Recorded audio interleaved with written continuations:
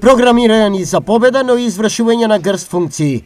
Вака изгледа мегданот каде наместо луѓе се надпреваруваат роботи.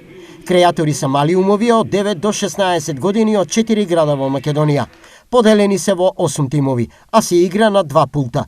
Пошто е фактички значаен овој надпревар? Овој надпревар е значаен затоа што прво ги развиваат своите технолошки вештини, се учат како да изградат робот, како да го испрограмираат роботот, да се надпреваруваат со робот, учат исто така како да истражуваат на некоја тема, некој проблем, да решаваат проблеми.